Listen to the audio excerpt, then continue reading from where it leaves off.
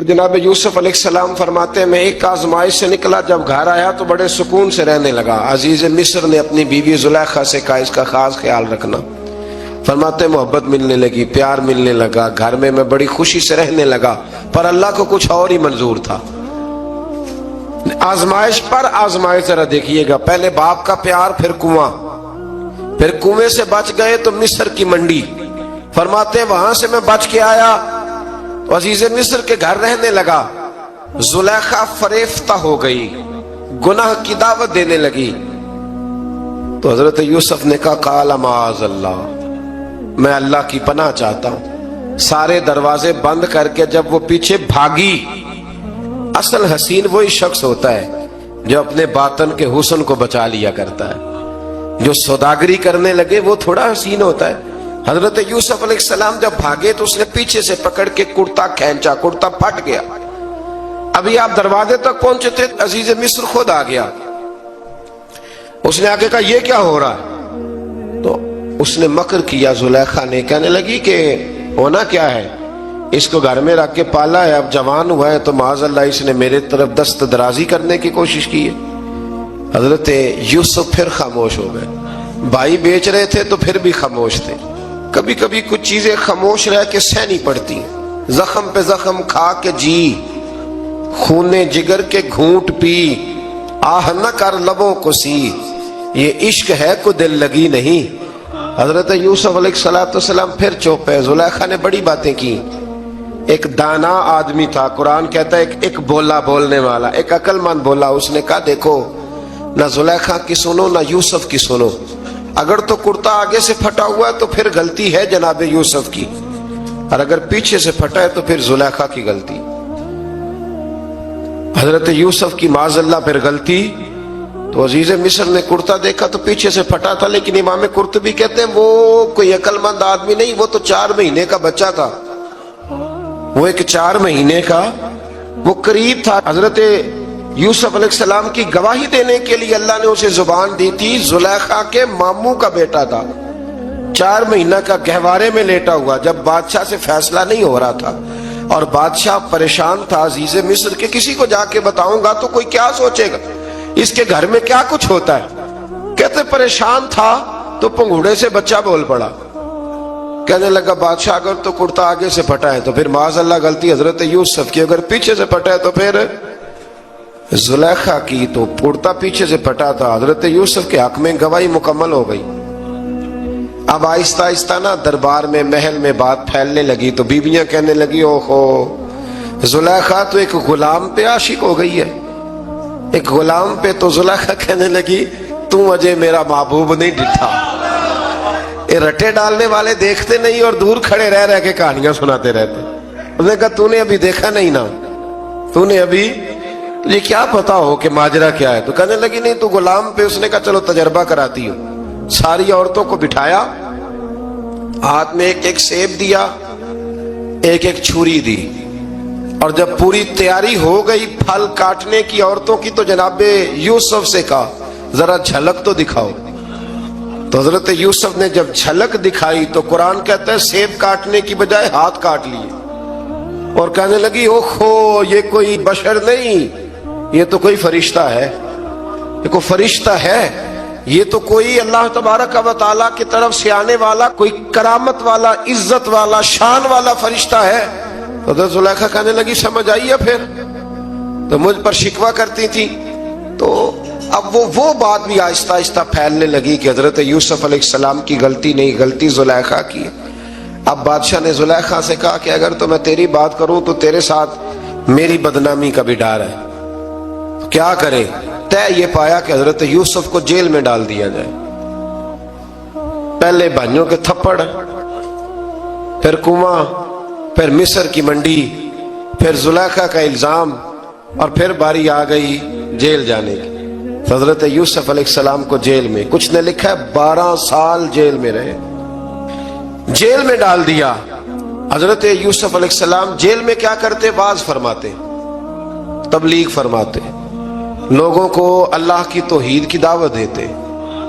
وہاں جیل میں نا ایک شخص نے خواب دیکھا، اس نے دیکھا کہ میرے سر پہ نا پرندے کھا رہے، تو حضرت یوسف کہنے لگے اس کی تعبیر یہ ہے کہ تجھے قتل کیا جائے گا، اور تیری لاش کچھ دیر پڑی رہے گی تو پرندے تیرے سر پہ آ کے بیٹھیں گے، یہ تعبیر ہے۔ ایسا ہی ہوا، واقعی وہ شخص قتل ہو گیا۔ ایک شخص نے دیکھا کہ وہ شراب کشید کر رہا ہے، اس نے بھی تعبیر پوچھی تو آپ نے فرمایا تو اپنے بادشاہ کو پلائے گا۔ محسوس ہوتا ہے کہ اتنی دیر تک شراب ناجائز نہیں تھی، تو اس کو شراب پلائے گا، یہ اس کی تعبیر ہے۔ وقت گزرتا گیا، وقت جو ہوتا ہے نا، وقت یہ خود بخود لوگوں کی بے گناہی ثابت کر دیتا ہے۔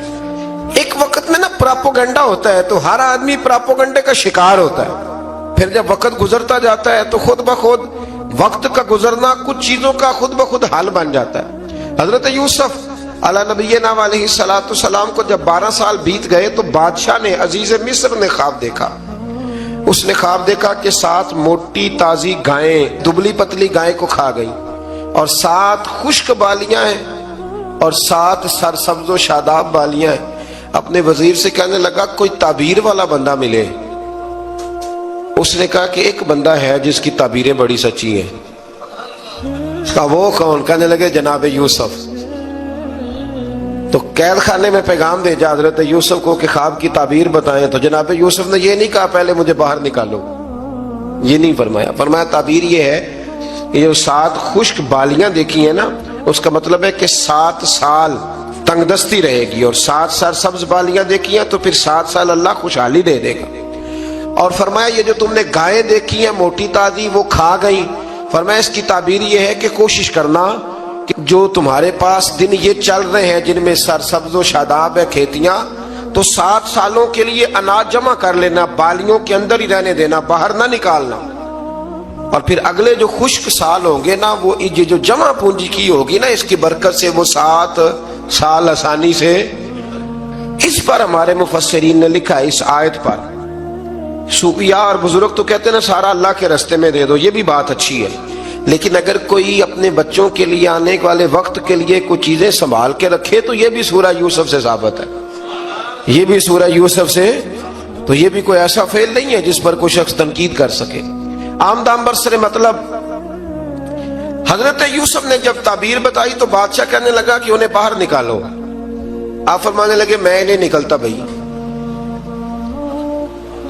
نہیں نکلتا میں جیل سے، یہی ٹھیک ہوں میں۔ آپ کیوں نہیں نکلتے؟ کہنے لگے پہلے اعلان کر کے لوگوں کو بتا کہ میں بے قصور ہوں۔ وہ جو تو نے پراپوگنڈا کیا نا اپنے منہ سے اعلان کر۔ اس نے جناب زلیخا کو بلایا، ان عورتوں کو بلایا، وہ عورتیں ساری سامنے آئیں، انہوں نے گواہی دی کہ یوسف تو بے گناہ ہے۔ پر سال کتنے لگ گئے؟ اللہ اکبر، 12 سال لگ گئے۔ یقین کریں کچھ لوگوں کو یہ ثابت کرنے میں نا کہ میں ٹھیک ہوں زندگی بیت جاتی ہے، اور میں تمہارا خیر کا ہوں زندگی بیت جاتی ہے۔ لوگوں کو ہوش تب آتی ہے جب مزار پر چادر ڈالنے کا ٹائم آ جاتا ہے، ہوش تب آتی ہے، لیکن پھر ہوش کا کوئی فائدہ۔ 12 سال کے بعد بادشاہ نے ان کو بلایا اور کہنے لگا کہ یہ جو خواب میں نے آپ کو سنایا اب کرنا کیا ہے؟ تو حضرت یوسف کہنے لگے تم سے کچھ بھی نہیں ہوگا، اگر کچھ کرنا ہے تو پھر یہ خزانے کی ذمہ داری میری لگاؤ۔ اگر کوئی قابل آدمی ہو تو وہ آگے بڑھ کے بات کر سکتا ہے، یہاں ہر بندہ ہی آگے بڑھ کے کہتا ہے مجھے دے دو ڈیوٹی، لیکن قابل ہو تو وہ آگے بڑھ کے بات کرے اور سمجھے کہ میرے علاوہ کسی کے لیے مشکل ہے تو پھر وہ آگے بڑھے۔ حضرت یوسف نے جب کہا تو انہوں نے آپ کو وزیر خزانہ بنا دیا۔ پھر ایک وقت آیا کہ وہ عزیز مصر ہی بن گئے، قحط پڑ گیا۔ جب مصر میں قحط پڑا تو دائیں بائیں بھی قحط پڑا، کنعان کے آپ رہنے والے تھے وہاں بھی قحط پڑا۔ حضرت یعقوب بیٹے کی یاد میں رو رو کے تو آنکھوں کی بینائی چلی گئی۔ اور یارو باپ بھی بڑا ہی پیار کرتا ہے، بڑا ہی پیار کرتا ہے، بڑا ہی پتہ ہے۔ باقی تمہیں تحفے دیتے ہیں، باقی تم سے محبت کرتے ہیں، تو باپ تو بیٹے کو اپنی جوانی دے دیتا ہے، اپنی جوانی اپنے بیٹے کے نام کر دیتا ہے۔ باپ بھی بڑا ہی پیار کرتا ہے سنگیو، کوئی نہیں تول سکتا۔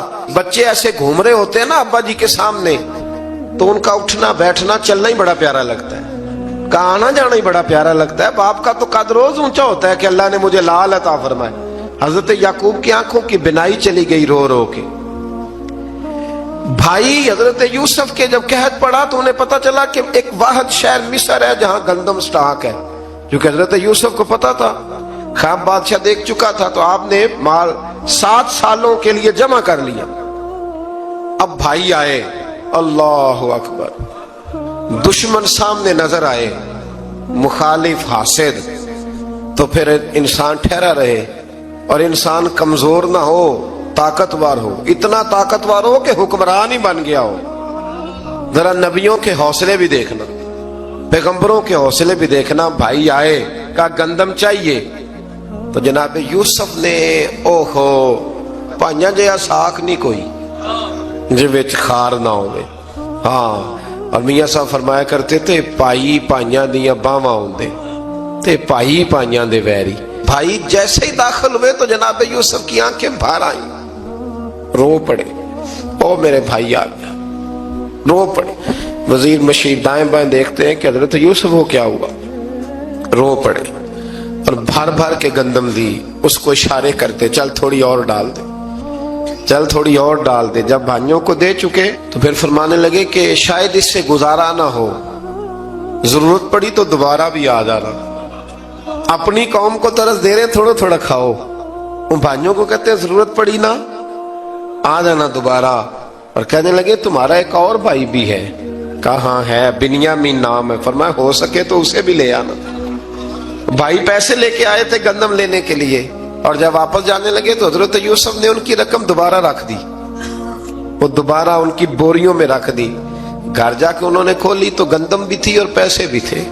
اب بھائیوں سے پیسے تھوڑی وصول کرنے، جا کے اپنے والد سے کہنے لگے ابا بادشاہ بڑے دیکھے ہیں پر اس میں کوئی خوشبو دیکھی، تو اس نے کہا ہے کہ اپنے دوسرے بھائی کو بھی لے کے آنا، تو بنیامین کو لے جائیں۔ حضرت یعقوب فرمانے لگے پہلے بھی تم پہ بھروسہ کر چکا ہوں، بار بار نہیں کروں گا، یوسف گوا چکا ہوں۔ پوتے بول پڑے، کہنے لگے دادا جی آپ تو ہر وقت یوسف یوسف ہی کرتے رہتے۔ انہوں نے ضد کی، اصرار کیا، تو جناب بنیامین کو ساتھ وعدہ لے کے، عہد لے کے، قسم لے کے بھیج دیا حضرت یعقوب نے۔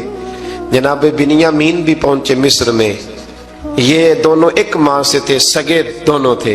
حضرت یوسف نے جناب بنیامین کو دیکھا تو اپنے ساتھ بٹھا لیا، اور ذرا باتیں باتیں کر کے نا ادھر بیٹھ جاؤ ادھر بیٹھ جاؤ، اچھا نہیں ہے جگہ آپ ادھر آ جاؤ میرے ساتھ بیٹھ جاؤ، بھائی تھا نا سگا، اچھا چلو ٹھیک ہے آپ ادھر آ جاؤ، بھائی کو ساتھ بٹھا لیا۔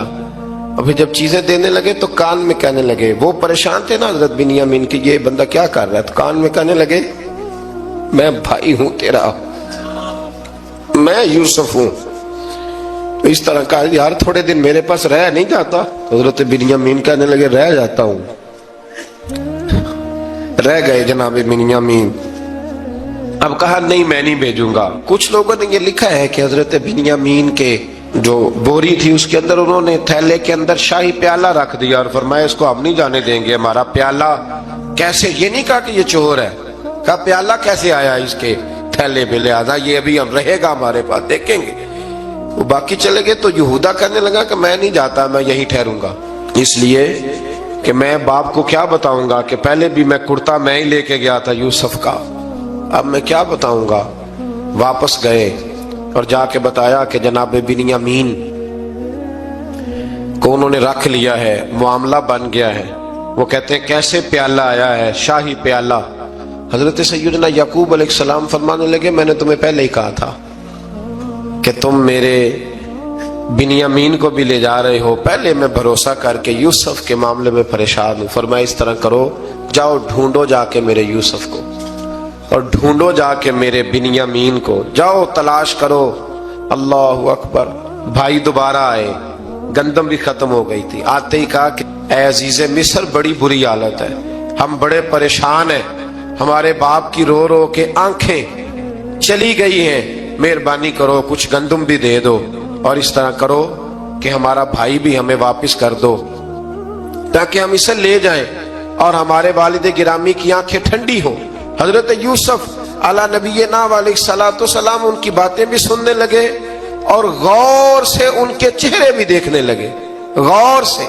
تو جب انہوں نے حضرت یوسف علیہ السلام کی طرف غور سے دیکھا تو حضرت یوسف کہنے لگے مجھے پہچانتے ہو؟ پہچانتے ہو؟ کہا نہیں. فرمانے لگے میں یوسف ہوں. قال انا یوسف، کہنے لگے میں یوسف ہوں. اور حضرت بنیامین کی طرف اشارہ کر کے کہنے لگے وہذا اخی، اور یہ میرا بھائی ہے. میں یوسف ہوں اور یہ میرا بھائی ہے. اور فرمانے لگے اللہ نے ہم پر احسان کیا ہے، اور جو تقوی اختیار کرتا ہے اور صبر کرتا ہے اللہ تعالیٰ اس نیک کے اجر کو کبھی ضائع. یہ نہیں فرمایا میں نے بڑے تقوی کیے پرہیزگاری کی تو بچ گیا. فرمایا جو بھی تقوی اختیار کرے گا، جو بھی صبر کرے گا، اللہ اس نیک کے اجر کو کبھی ضائع نہیں کرے گا. پھر فرمانے لگے جاؤ آج تم پر کوئی گناہ نہیں. جاؤ ایک دم ہی اسی وقت ہی فرمایا جاؤ میں نے تمہیں معاف کیا، جاؤ میں نے تمہیں معاف کیا. اور فرمانے لگے میری دعا ہے کہ میرا رب بھی تمہیں معاف کر دے. پھر فرمایا یہ میری قمیض لے جاؤ، میرا کرتا، اور میرے باپ کی آنکھوں پہ ڈال دینا، امید ہے ان کی آنکھوں کی روشنی واپس آ جائے گی. جاؤ لے جاؤ. تو وہ کرتا لے کے گئے. اذهبوا بقمیصی ھذا، یہ میرا کرتا لے جاؤ. دیکھو اللہ والوں کے وجود سے جو چیز لگ جائے تبرک بن جاتی ہے. تو وہ کرتا لے کے گئے. بھائی ابھی دور ہی تھے، تو قرآن مجید کہتا ہے ابھی وہ دور تھے تو سیدنا یعقوب علیہ السلام فرمانے لگے بھئی مجھے یوسف کی خوشبو آ رہی ہے، مجھے نا یوسف کی. اللہ اکبر. کون اندازہ کرے باپ اور بیٹے کی محبت کا. مجھے نا خوشبو آ رہی ہے، یوسف کی خوشبو، مجھے خوشبو آ رہی ہے. تو حضرت سیدنا یعقوب علیہ السلام کی آنکھوں پہ ڈالا تو روشنی واپس آ گئی. کعبہ جی ذرا چل کے دیکھو تو صحیح رب نے آپ کے بیٹے کو کتنی شانیں عطا فرمائی. چلو نا.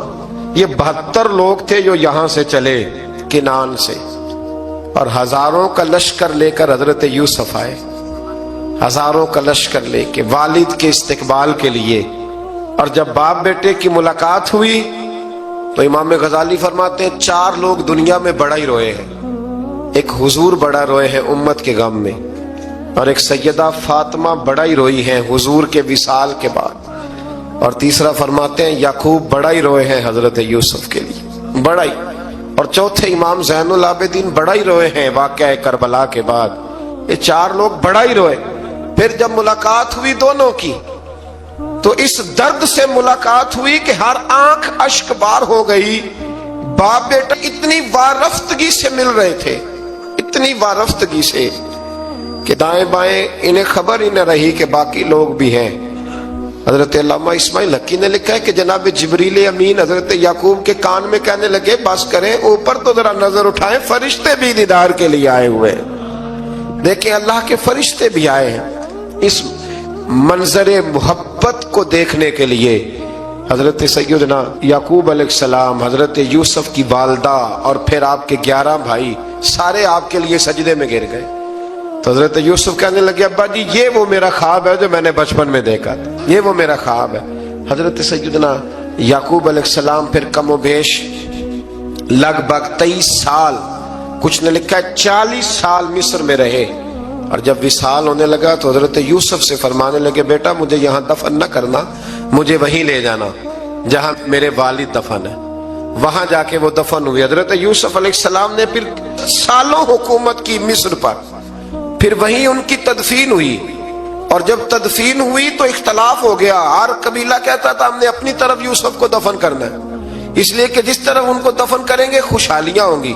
پھر فیصلہ ہوا کہ سنگ مرمر کے تابوت میں رکھ کے حضرت یوسف کو دفن کیا جائے، اور دفن کرنے کے بعد ایسی جگہ پہ دفن کیا جائے جہاں سے پانی چھو کے گزرتا ہے. تو ان کو وہاں دفن کیا گیا. پانی چھو کے گزرتا تھا، لوگ کھیتیوں کو لگاتے تھے اور مصر سرسبز و شاداب رہتا تھا. اور پھر حدیث پاک میں موجود ہے، مولا علی شیر خدا رضی اللہ تعالی عنہ فرماتے ہیں کہ نبی کریم علیہ الصلوۃ والسلام کی بارگاہ میں ایک اعرابی آیا. حضور نے فرمایا کچھ مانگ لو. اس دیہاتی سے حضور نے فرمایا ہے آج وہ مائل باتا اور بھی کچھ مانگ لے. تو وہ کہنے لگا حضور آپ مجھے سواری کے لیے اونٹ دے دیں.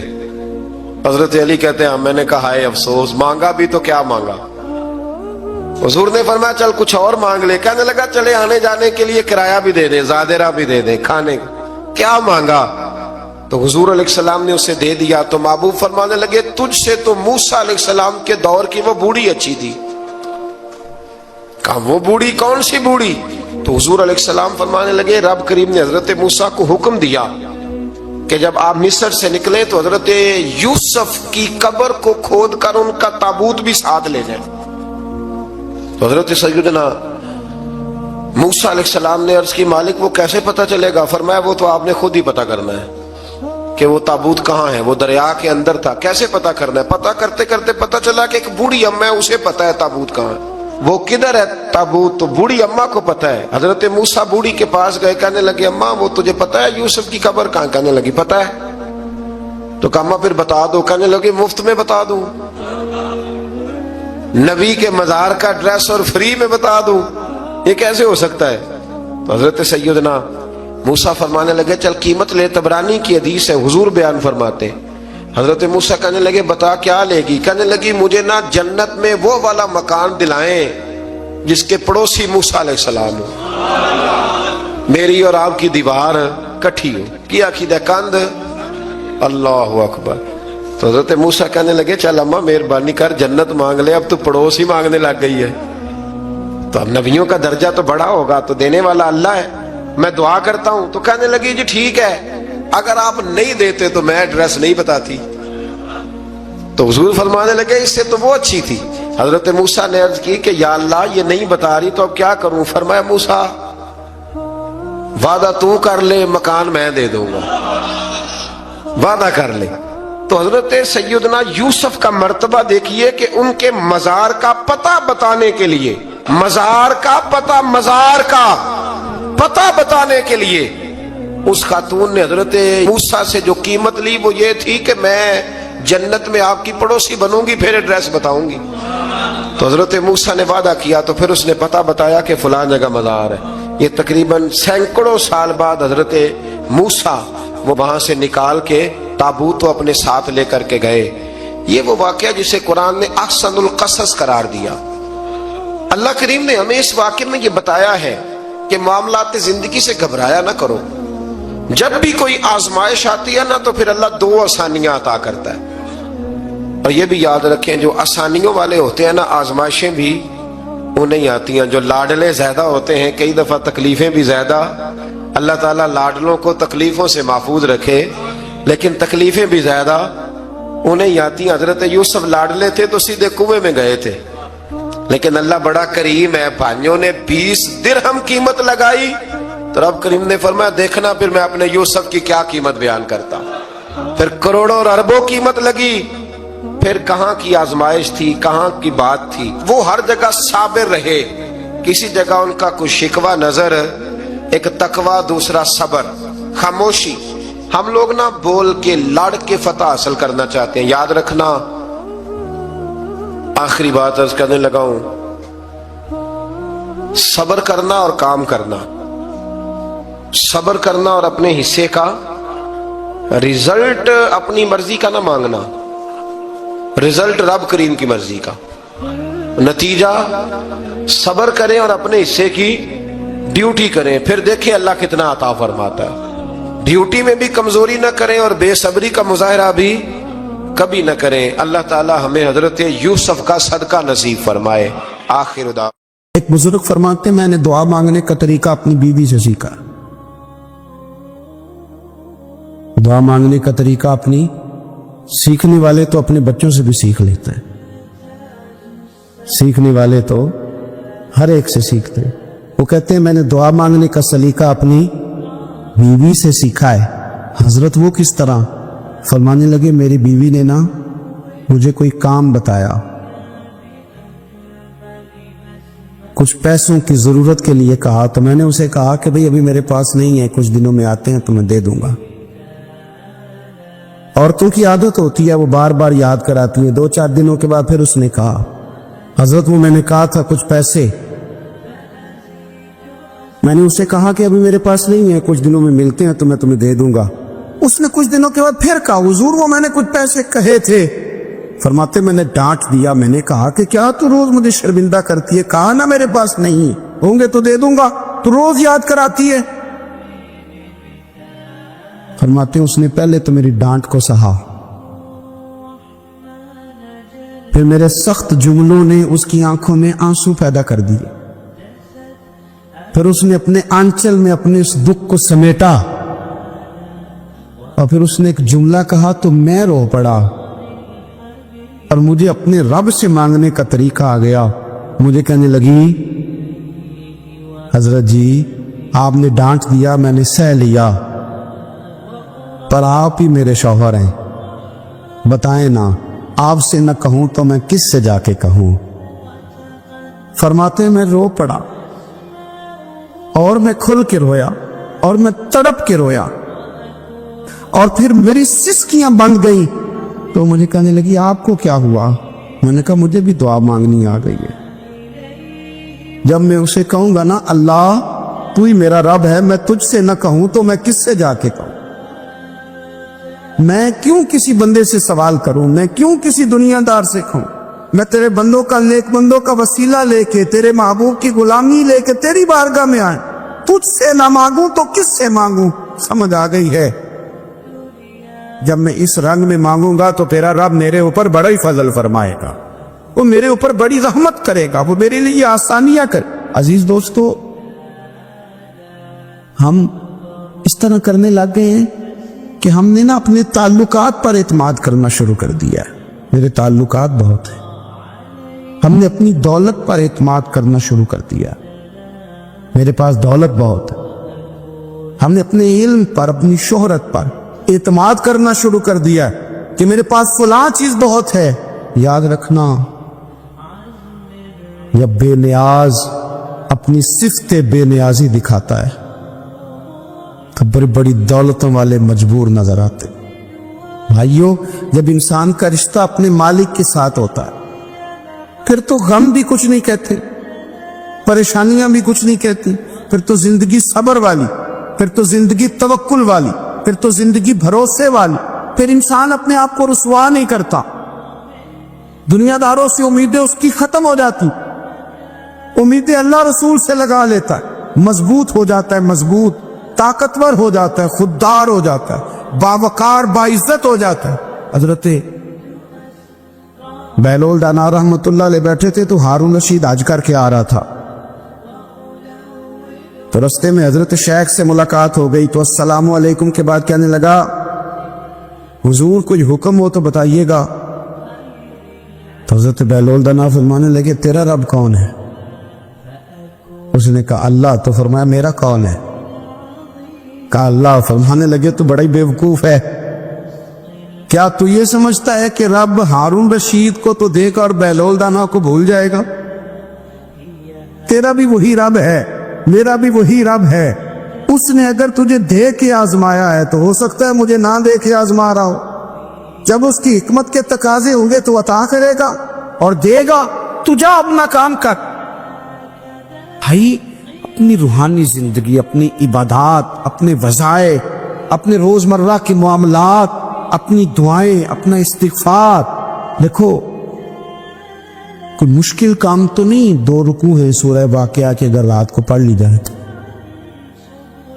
मैं किस तरह ये बात बयान करूं कि तवीज़ बांटना आसान है और वजीफा बताना मुश्किल है।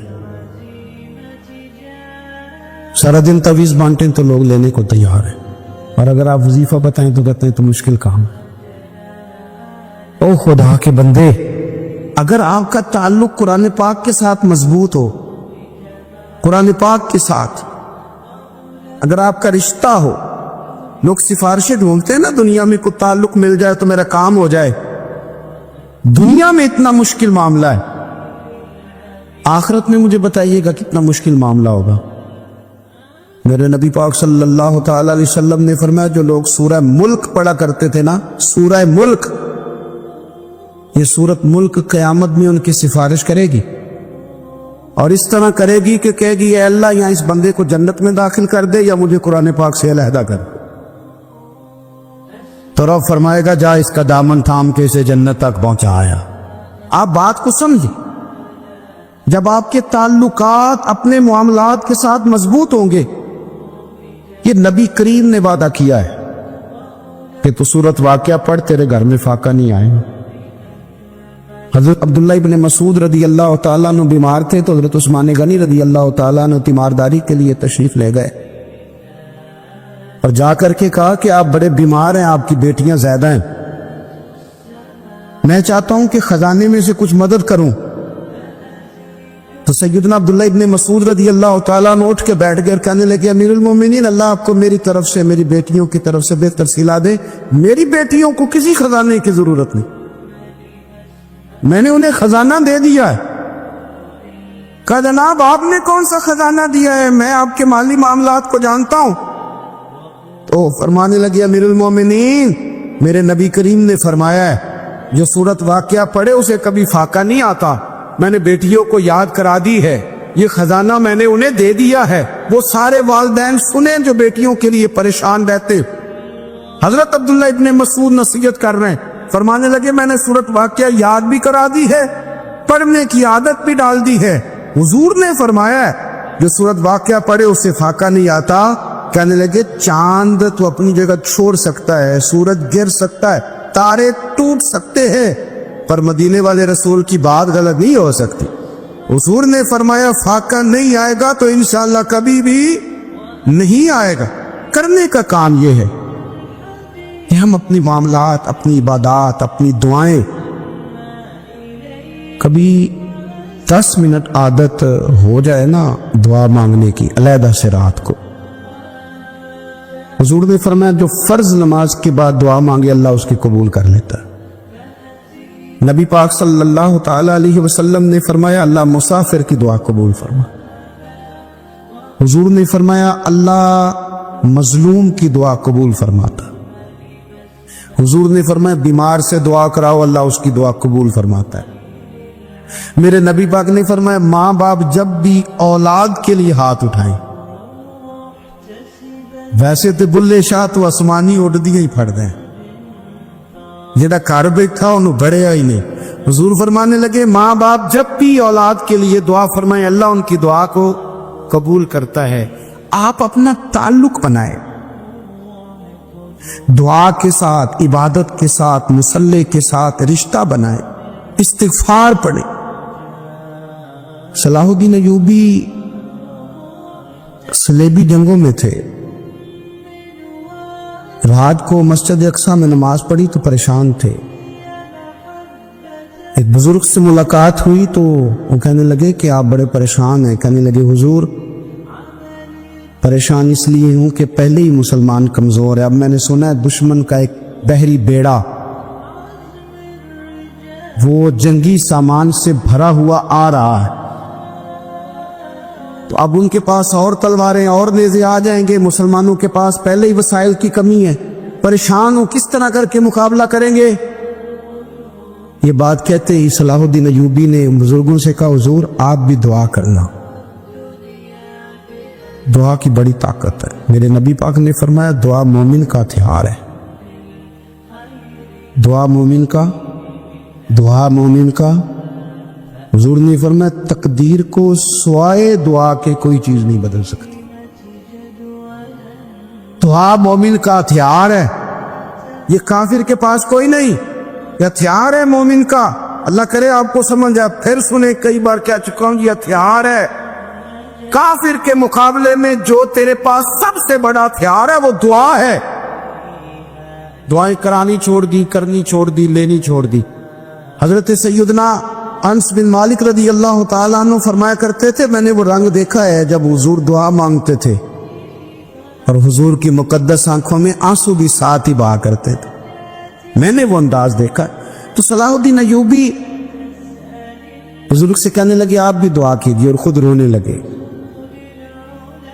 اور سر سجدے میں رکھ کے رونے لگے، اور عشاء سے لے کر فجر تک روئے، خوب روئے۔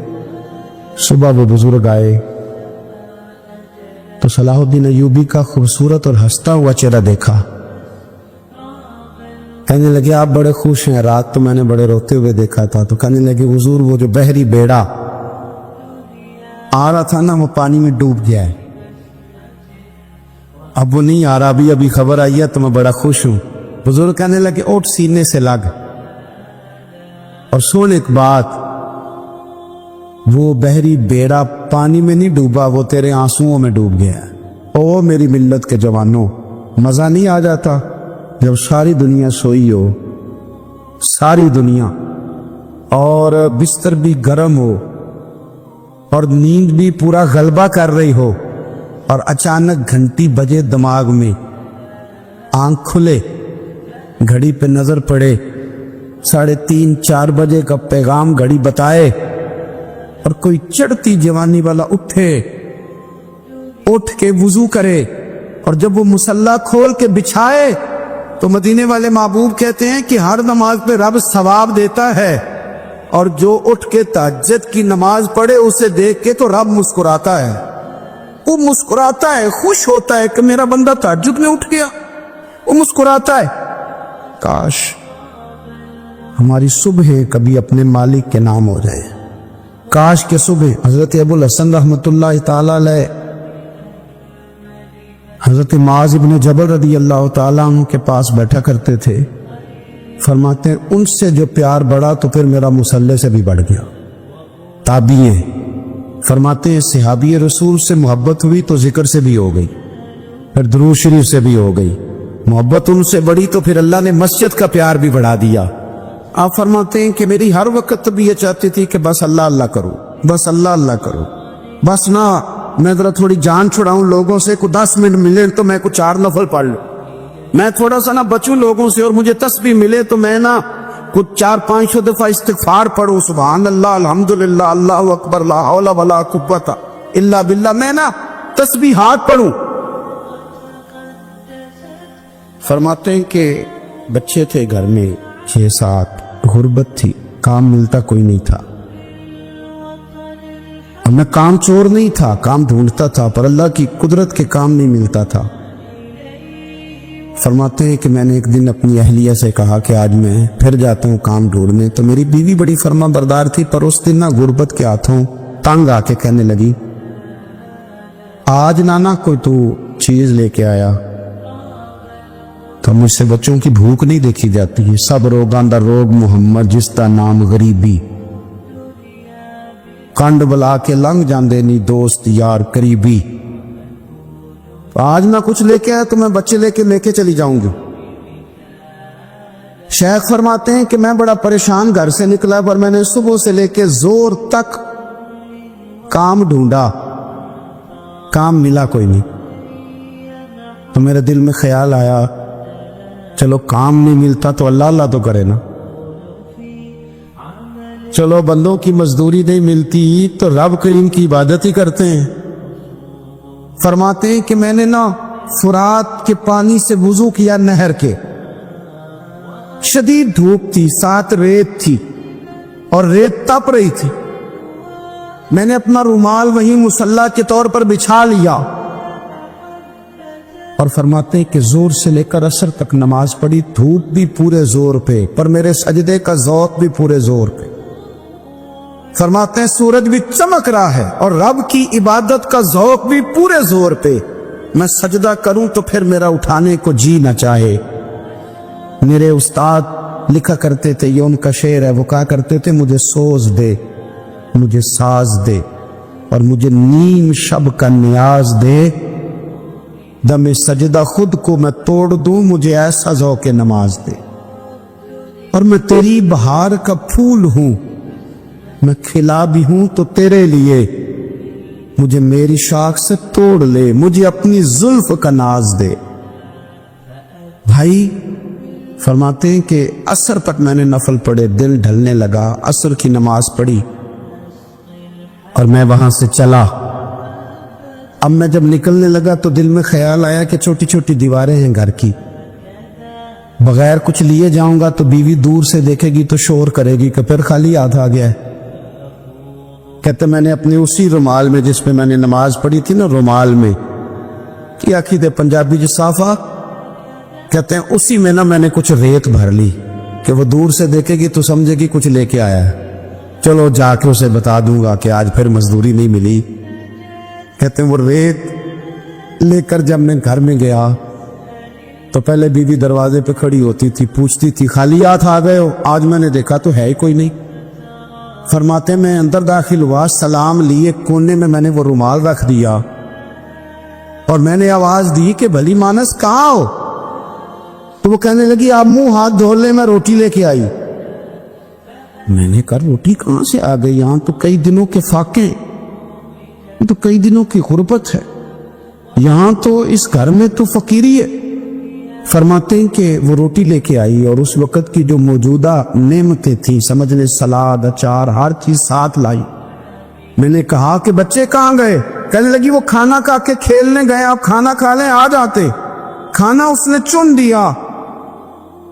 میں نے حیرت انگیز لہجے میں ساری نعمتیں اپنے دسترخوان پہ دیکھ کر کے بیوی سے پوچھا یہ کہاں سے آیا کھانا؟ بچوں کو تو نے کہاں سے کھانا کھلایا؟ یہ سارا کچھ کیسا ہے؟ کہنے لگی پتہ نہیں آج آپ کس کریم کی مزدوری کرنے چلے گئے تھے, پتہ نہیں کس کریم کی. میرے گھر میں تو اتنی نعمتیں آئی ہیں کہ مجھ سے سنبھالی نہیں جا رہی. اتنا اناج ہے, اتنا گندم ہے, کس کریم کے دروازے آج چلے گئے تھے؟ یہ کہتے کہتے وہ اٹھی اور اٹھ کر کے کہنے لگی پہلے بڑا کچھ آیا تھا, اب کیا لے آئے ہو؟ اور جا کر کے نا اس نے وہ ریت والا رومال کھولا. کہنے لگے میں تو لے کے آیا تھا ریت, تو میرے رب نے اسے بھی سونے اور ہیرے بنا دیا تھا. جب آپ کی توجہ اللہ کی جانب, میرے نبی پاک صلی اللہ تعالی علیہ وسلم نے فرمایا ہر چیز اپنے رب سے مانگ, ہر چیز مانگ, ہر چیز مانگ. یا رسول اللہ کیا کچھ؟ میرے محبوب نے فرمایا تیرے گھر میں نمک بھی ختم ہو جائے تو وہ بھی اپنے رب سے مانگا کر. تو مانگنا وہ تجھے دے گا, تو اس کی بارگاہ میں کشکول طلب دراز تو کرنا. اور ترمذی شریف میں عجیب لفظ ہیں, رسول کائنات نے فرمایا, رب کریم فرماتے ہیں جب میرا بندہ ہاتھ اٹھاتا ہے نا تو مجھے حیا آتی ہے کہ میں خالی کیسے لوٹا دوں اس کے. ایک صحابی حاضر خدمت ہوئے, عرض کی یا رسول اللہ صلی اللہ علیہ وسلم میرے گھر میں غربت رہتی ہے, کیا کروں؟ نبی پاک علیہ السلام نے فرمایا جب بھی گھر جایا کرنا گھر والوں سے سلام لیا کر. گھر والوں سے کیا کہا کر؟ السلام علیکم. جب بھی گھر جایا, یعنی گھر آیا, اب گھر والوں نے بتایا کہ ماچس کی ڈبیا تو لے آؤ. اب یہ دکان کونے پہ تھی گھر والے پہ, وہاں سے ماچس کی ڈبیا لے کے واپس گیا تو کہنے لگا السلام علیکم. پھر گھر والوں نے کہا ہو بتانا یاد ہی نہیں رہا, چینی بھی ختم ہو گئی ہے. تو یہ پھر گیا چینی لینے, لوٹ کے آیا تو کیا کہا؟ جب اللہ چاہتا ہے تو کہے, جب اللہ کے رسول چاہتے ہیں تو کہے. اس کا ترجمہ یہ ہے کہ تو کہہ, تو سلام لے. اللہ رسول چاہ رہے ہیں کہ تو سلام لے تاکہ تیرے گھر میں سلامتیاں ڈال دی جائیں. تو فرمایا سلام لینی ہے تو نے, اور ساتھ تو نے اس طرح کرنا ہے کہ 3 دفعہ سورۃ اخلاص کو پڑھنا ہے. امام قرطبی نے اس کو لکھا ہے. اس نے کہا حضور غربت بڑی ہے, غربت بڑی ہے تو کہ وظیفہ بتائیں. فرمایا جب بھی گھر جاؤ سلام لو اور 3 دفعہ سورۃ اخلاص پڑھو. وہ صحابی کہتے ہیں میں پکا ہو گیا. اب وہ کچھ دنوں کے بعد, کچھ عرصے کے بعد, کچھ مہینوں کے بعد واپس آئے تو صحابہ کرام علیہم رضوان فرماتے ہماری خواہش تھی کہ یہ کچھ بیان کرے, اب بتائے جو وظیفہ لے کے گیا تھا اس کا رزلٹ کیا نکلا. کہتے اس نے بڑی حیرت انگیز بات کی, حیرت انگیز عجیب انداز میں. کچھ لوگوں کا دل ہوتا ہے نا کہ مجھے ملے, میرے پڑوسی کو نہ ملے, اور کچھ کا دل ہوتا ہے یار مجھے بھی ملا ہے اور الحمدللہ میرے پڑوسی کو ملا ہے. تو صحابی جب حاضر ہوئے تو صحابہ کہتے ہیں ہمیں تجسس تھا کہ یہ کچھ بتائیں. تو حضور نے فرمایا کیا حال ہے تیرا؟ کہا یا رسول اللہ کمال ہی ہو گئی ہے حضور, میں جب بھی گھر جاتا ہوں سلام لیتا ہوں اور 3 دفعہ سورۃ اخلاص پڑھتا ہوں, میں تو امیر ہو ہی گیا ہوں, میرے تو ہمسائے بھی امیر ہو گئے. کتنا پیارا ہے یہ جملہ, کتنا حسن ہے. اتنا اچھا لفظ کسی اور کے پاس ہے ہی نہیں جو الفاظ ہمیں ہمارے رسول نے عطا فرمایا. اس کو اپنائیے, اس کو اپنائیے. یہ الگ بات ہے کہ لوگ مطلب کے لیے سلوٹ کر لیتے ہیں بڑا سارا, لیکن مطلب کے لیے نہیں. جس کو جانے اس سے بھی سلام لیں, جس مسلمان کو نہیں جانتے اس سے بھی. تو نبی پاک نے ہمیں مسنون دعائیں سکھائیں. رات کو جب سونے لگے اللہ کے رسول صلی اللہ علیہ وسلم نے ہمیں دعا سکھائی. حضور نے فرمایا جب سونے لگو تو مسلم شریف میں فرمایا تم نے یہ دعا پڑھنی, اللہم باسمک اموت و احیا. تم نے کہنا اے اللہ میں تیرے نام پر مرتا ہوں اور تیرے نام پر جیتا ہوں. نبی پاک صلی اللہ علیہ وسلم نے ایک حدیث میں فرمایا کہ یہ جو نیند ہے نا یہ موت کی چھوٹی بہن ہے, یہ موت کا ایک حصہ ہے. जिस तरह इंसान सो जाए तो कोई खबर नहीं होती क्या हो रहा है, बिल्कुल वो उठा है तो उसने कहा हो ये क्या हुआ, सो जाता है ना आदमी, उसे खबर नहीं होती। ओहो मैंने तो 11 बजे उठना था, ये तो 3 बज गए। अब उसे खबर न रही। सोते हुए लोग चोरी कर लेते हैं, बल्कि इस तरह भी होता है कि आदमी ने गखड़ उतरना था, वो पिंडी से आ रहा था लेकिन वो सोया हुआ था, आंख तब खुली जब कामों की आ गया था। अब उसका इस पर जोर है, तो फरमाया क्या पता अब तो खुल गई कामों की, जाके लाहौर जाके किसी जगह पहुंच के, तो ये भी मुमकिन है कि खुले ही ना, नींद ही मौत का सबब बन जाए। तो तू कह के सो कि या अल्लाह तेरे नाम पे सो रहा हूं। अल्लाह किस नाम पे सो रहा हूं यार, अगर हम इन दुआओं का हुस्न समझे मत, अल्लाहुम्मा भी इस्मी का अमूत व अहया, या अल्लाह मैं तेरे नाम पे सोता हूं और तेरे नाम पर उठता हूं। गोया कह रहा या अल्लाह मेरी नींद भी तेरे फजल से ही है, और अगर आंख खुल जाए तो वो भी तेरे फजल से ही। कितना आला नबी पाक अलैहिस्सलाम ने अंदाज सिखाया। और फिर बुखारी शरीफ में हदीस मौजूद है, फरमाया जब उठो तो कहो अल्हम्दुलिल्लाहिल्लज़ी आहियाना बादमा अमातना व इलैहिन नुशूर। फरमाया जब तुम सो के उठो तो फिर कहो ऐ अल्लाह सारी तारीफें तेरे लिए, तमाम तारीफें जिसने हमें मौत के बाद हयात दी, मौत के बाद फरमाया अहयाना बादमा अमातना, हमें मरने के बाद गोया अल्लाह का शुक्र अदा करके आंख खोल गई। देखिए किस तरह इस्लाम मुसलमान को अल्लाह के साथ जोड़ता है। फरमाया शुक्र कर, आंख खोल गई। कहा या अल्लाह तेरा शुक्र है तूने मौत के बाद हमें दोबारा हयात अता फरमाई, ये शुक्र अदा करो। गोया तुम ये ना कहना कि मैं उठ गया हूं तो मेरा कमाल है, ये ना समझना मैं उठ गया हूं तो मैं बड़ा पाबंद हूं, जब मैं इरादा कर लूं कि मैंने 11 बजे उठना है तो फिर मैं उठ जाता हूं। ये ना कहना कि ये अलार्म बड़ा अच्छा है, ये मुझे उठा लेता है। ज़हन के अंदर ख्याल कर कि नींद तो मौत की तरह थी, ये जो मैं उठ गया हूं तो अपने रब के फजल से उठता हूं।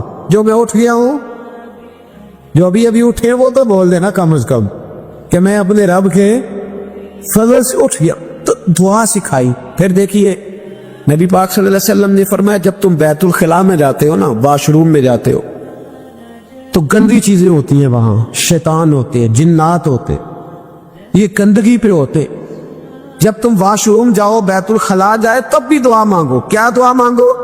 वो दुआ भी नबी पाक सल्लल्लाहु अलैहि वसल्लम ने हमें तालीम फरमाई और बुखारी में है, कहा पढ़ा करो अल्लाहुम्मा इन्नी आऊज़ु बिका मिनल खुबुसी वल खबाइस। कहो ऐ अल्लाह नापाक चीजों से मैं तेरी पनाह मांगता हूं, वो नर हो या मादा हो। अल्लाह मैं तेरी पनाह मांग। वॉशरूम के अंदर बहुत सारी बुरी चीजें होती, जवान मेरी बात पर तवज्जो फरमाए, वहां बहुत सारी गंदी चीजें होती। इंसान कई दफा वॉशरूम में जाता है, उसे वसवसे ज्यादा आते।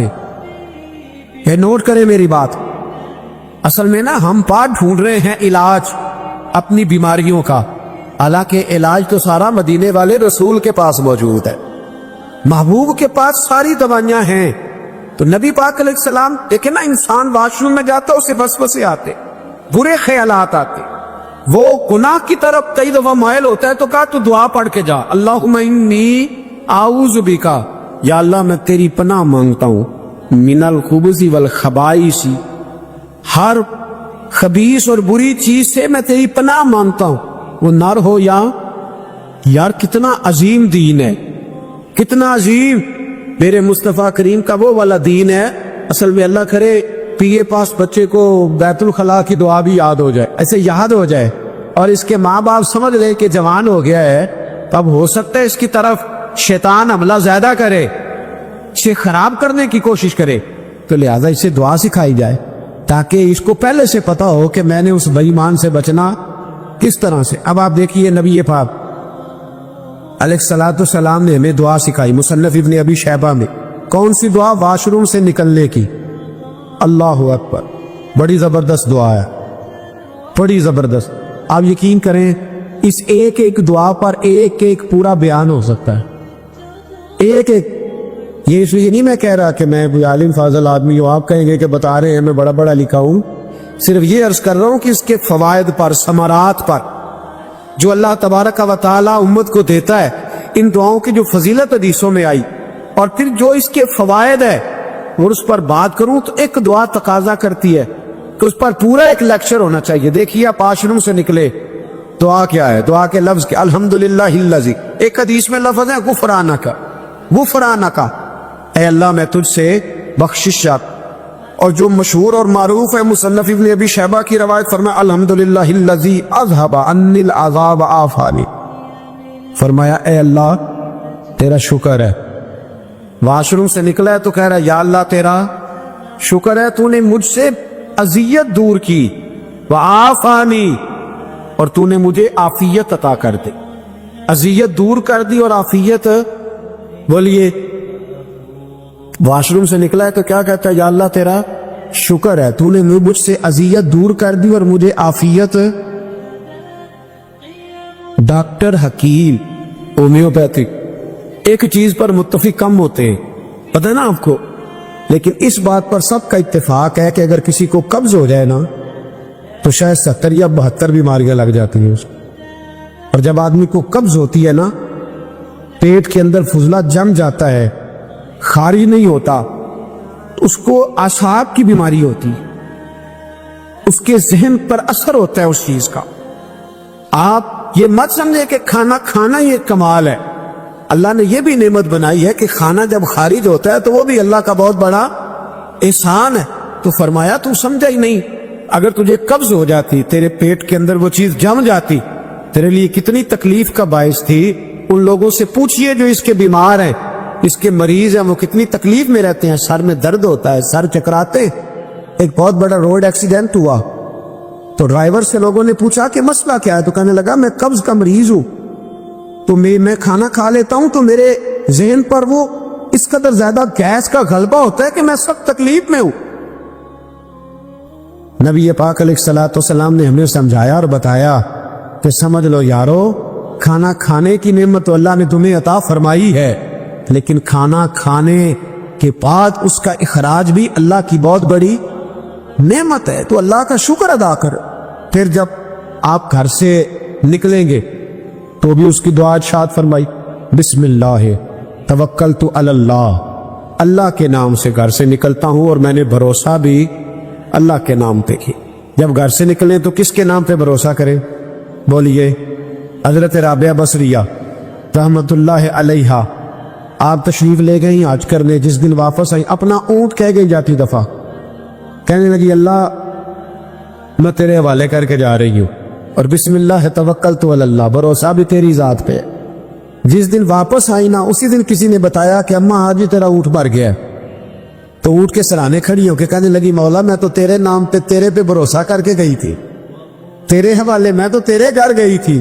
تو لوگ کہتے ہیں اماں کے منہ سے لفظ نکلے تو اونٹ زندہ ہو کے کھڑا ہو گیا, کھڑا ہو گیا ہوں. تو اماں کہنے لگی نہیں تمہیں غلطی لگی ہے, مرا ہی نہیں تھا, پہلے سے موجود تھا, وہ اپنی کرامت بھی نہیں ظاہر ہونے دی. تو بھائی گھر سے نکلے تو کس لفظ پر کہ یا اللہ میں تیرے بھروسے پہ نکل رہا ہوں. میں اس کے 2 فائدے ہوں گے, ایک تو آپ اللہ کی امان میں جا رہے ہیں, اللہ کی امان میں آ رہے ہیں, اور دوسرا جس گھر کو آپ چھوڑ کے جا رہے ہیں اسے بھی اللہ کی امان میں دے کے جا. تو کتنا لذت والی دعا ہے جو نبی کریم علیہ السلام نے ہمیں سکھائی. اب ذرا حدیث سنے خوش ہو کے, دیکھیں حضور نے دعا سکھائی, فرمایا جب دیکھ لو نا کسی کو ہنستا ہوا, کیا کرتا ہوا؟ ماشاءاللہ, آپ تو ہنسنے لگے. جب کسی کو ہنستا ہوا دیکھو تو کہا کرو اضحک اللہ سنک. یہ دعا, یہ بخاری ہے, فرمایا دعا مانگا کرو جب کسی مومن کو ہنستے ہوئے دیکھو تو دعا مانگو اضحک اللہ سنک, اللہ تجھے ہنستا ہی رکھے, اللہ تجھے. بولیے جل نہ جایا کرو کہ میں پریشان ہوں تو یہ ہنس کیوں رہا ہے, جھلا نہ کرو, بلکہ کیا کہا کرو اللہ تجھے ہنستا رکھے, اللہ تجھے. نبی پاک صلی اللہ تعالی علیہ وآلہ وسلم نے فرمایا, ترمذی میں حضرت اسامہ بن زید رضی اللہ تعالیٰ عنہ سے حدیث مروی ہے, حضور نے فرمایا جس نے کسی کے ساتھ احسان کیا اور جس پر احسان کیا, اگر اس نے یہ دعا پڑھ دی نا جزاک اللہ خیرہ, تو فرمایا اس نے اللہ کی بھی پوری حمد کر دی اور محسن کا صحیح شکریہ بھی ادا کر دیا. کیا کہنا ہے؟ جزاک اللہ, اللہ تجھے بہترین جزا عطا کر. اس کا ترجمہ کیا ہے؟ اللہ تجھے اللہ تجھے بہترین، کیونکہ حضور فرماتے من لم یشکر اللہ سولم یشکر اللہ، جس نے بندوں کا شکریہ ادا نہیں کیا اس نے اللہ کا بھی شکریہ ادا نہیں کرنا. تو کیا کہنا چاہیے؟ جزاک اللہ خیرا. اور اگر اماں کہتی ہو بچوں کو انگریزی سکھانی ہے تو کیا کہنا؟ پھر شکریہ ادا کرنے میں کیا کہنا ہے؟ Thanks, thank you. او خدا کہ اس کا ثواب کتنا ہے؟ حضرت ابو ادریس خولانی رحمت اللہ علیہ حضرت معاذ بن جبل کے شاگرد تھے، تابعی تھے، تابعی بزرگ تھے. فرماتے ہیں کہ میں جب سے حضرت معاذ بن جبل کی صحبت میں بیٹھا نا تو برے کاروباروں سے میری طبیعت تو چاٹ ہو گئی. کئی کاروبار میں دیکھتا تو جھوٹ بولنا پڑتا، اس میں بڑا کچھ کرنا پڑتا تو مجھے ڈر آتا. آپ فرماتے ہیں میں نے نا بڑی کوشش کی پر میری مرضی کا کام مجھے صوفی کاہل نہیں ہوتا. فرماتے ہیں میرے اندر طاقت تھی کہ میں حلال کما کے بچوں کو کھلاؤں پر میری مرضی کا کام نہیں ملتا تھا. حد ہو گئی. اور جب انسان نیکی کی طرف آتا ہے تو کچھ نہ کچھ آزمائشیں ضرور آتی ہے، یہ پکی بات ہے، پکی بات. جب وہ غلط ملت کر رہا ہوتا ہے تو اس کو لگتا ہے سارا کچھ صحیح ہے، جب سیدھا ہوتا ہے تو بہت ساری پریشانیاں بھی ضرور آتی ہے. یہ مزاج ہے دین کا. آپ فرماتے ہیں میں پریشان رہنے لگا، حالات خراب ہونے لگے، آزمائش سخت ہونے لگی، کاروبار بند ہو گیا، کام ہی کوئی نہیں ملتا تھا. میری بیوی ناراض رہنے لگی، ہلکا ہلکا تو اس نے مجھے کہنا شروع کیا، پھر جلال میں آ گیا. اور ایک دن مجھے کہنے لگی اگر آج نانا کچھ لے کے آئے تو بچے لے کے میکے چلی جاؤں گی. آپ فرماتے میں بڑا پریشان ہوا، نکل گیا فجر پڑھ کے کام کی تلاش میں. میں نے ظہر تک تلاش کیا لیکن مجھے کام نہ ملا. آپ فرماتے ہیں نہر فرات کے کنارے تپتی ہوئی ریت پہ میں بیٹھا تھا تو میرے دل میں خیال آیا بندوں کی مزدوری نہیں ملتی تو آج اللہ کی نہ کر لیں، آج اللہ کی مزدوری نہ کریں. آپ فرماتے ہیں میں نے گرم ریت سے تیمم کیا، وضو کیا وہی فرات، اور گرم ریت پہ کپڑا بچھایا تو نفل پڑھنے شروع کر دی. زور سے اثر تک نفل پڑھی، زور سے. چلے میں ایک دعا کرتا ہوں، آپ آمین کہنا. اللہ کرے کہ ہم مغرب کے بعد والے نفل ہی پڑھنے شروع کر دیں. نبی کریم سید عالم صلی اللہ تعالی علیہ وآلہ وسلم کے غلاموں کا حال دیکھے، عبادت کا حال دیکھے. فرماتے میں نے کہا آج اللہ کی مزدوری کرے، زور سے اثر تک نفل پڑھے گرم ریت پہ. اور جب اثر ہوئی نا تو میں نے اپنے رومال میں نا تھوڑی سی ریت باندھی. گھر کی دیواریں چھوٹی چھوٹی تھی. میں نے کہا بیوی نے دیکھا نا خالی ہاتھ ہے تو اندر سے شور کرے گی، ہم سائے بھی سنیں گے، تو چلو جب دیکھے گی نا رومال میں کچھ ہے حوصلہ کرے گی، جب اندر جاؤں گا تو سمجھا لوں گا. آپ مسکرا رہے ہیں نا ہلکا ہلکا، اس کا مطلب ہے ان باتوں میں کافی صداقت ہے. پرانے بزرگ کر گئے تو اس کا مطلب یہ ہے کہ ان میں بہرحال کافی حد تک صداقت ہے. یہ شور ہوتے رہتے. کہتے میں نے وہ کہا کہ چلو دور سے دیکھے گی تو گھر جا کے سمجھا لوں گا. آپ فرماتے پہلے میری بیوی دروازے پہ بیٹھی رہتی تھی، بچے بیٹھے رہتے تھے، منتظر ہوتے تھے کہ کچھ لے کے آئے، گھر میں فاقہ ہوتا. آج میں گیا تو شور ہی کوئی نہیں، کوئی شے نظر نہ آئی. وہ ریت سے بھرا ہوا میرا پلو میں نے دروازے کے ساتھ رکھا، اندر چلا گیا. بیوی کو آواز دی کہاں ہو؟ کہنے لگی منہ ہاتھ دھو لو، میں روٹی لے کے آئی. تو ہاتھ دھو گئی، روٹی کدھر سے آئی؟ اس گھر میں تو فاقے تھے، کھانا کدھر سے آیا؟ کہتے روٹی لائی، سلاد بھی لائی، دودھ بھی لائی، اس زمانے میں جو نعمتیں تھی پھل بھی لائی، سارا آ گیا. میں نے گور کے دیکھا، میں نے کہا کدھر سے آیا یہ سارا کچھ؟ کہاں ہے بچے؟ کہنے لگی روٹی کھا کے باہر نکل گئے. میرے دل میں خیال آیا میری بیوی کا کردار تو چاند سے زیادہ اجلا ہے، تو یہ سارا کچھ کیسے آیا؟ میں نے کہا یہ کہاں سے آیا سارا کچھ؟ تو کہتی ہے میری طرف دیکھ کے کہنے لگی پتہ نہیں آج کس کریم کی مزدوری کرنے چلے گئے تھے، پتہ نہیں کس کریم کی مزدوری پہ چلے گئے تھے.